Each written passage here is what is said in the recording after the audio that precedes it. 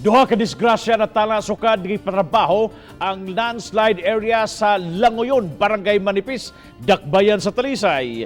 Tungod sa kagahi og ulo, pipila ka mga motorista. Ang detalye pinagi sa live report ni Femari Dumabok. Fem.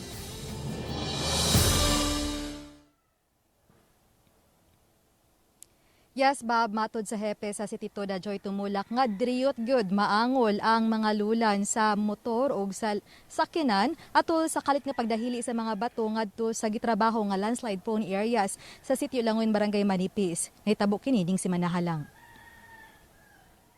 Nakisusi ang City of Talisay Traffic Operations Development Authority kon City Toda o ba ng mga barangay opisyal sa Manipis sa badayong gitrabaho nga parte sa bukid diha sa Sitio Langoyon.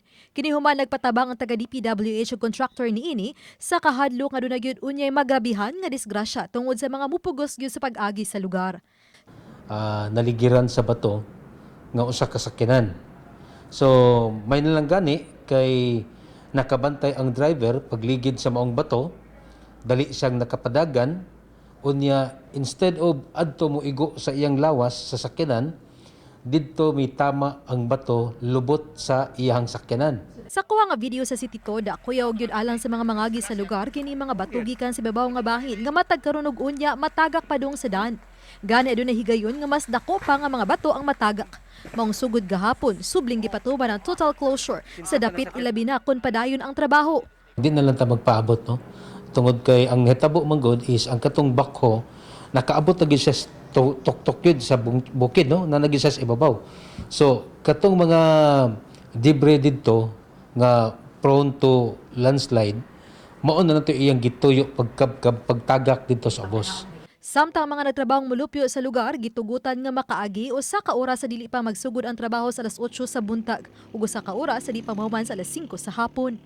Naningkamot ang DPWH ug ang barangay nga mohatag mi og time nga makaagi sila, no?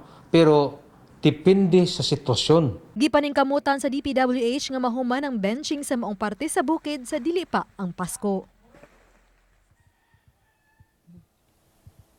Samtang Bob gitugan usab sa City Toda nga ang usalang ka lane diha sa may laing dahilianan nga dapit diha sa Sitio Campo 5 sa Barangay Campo 4 ang maagian sa mga motorista. Kini tungod kay pipila paghihapon sa mga nidahiling yuta og bato ang anaa pa sa daan.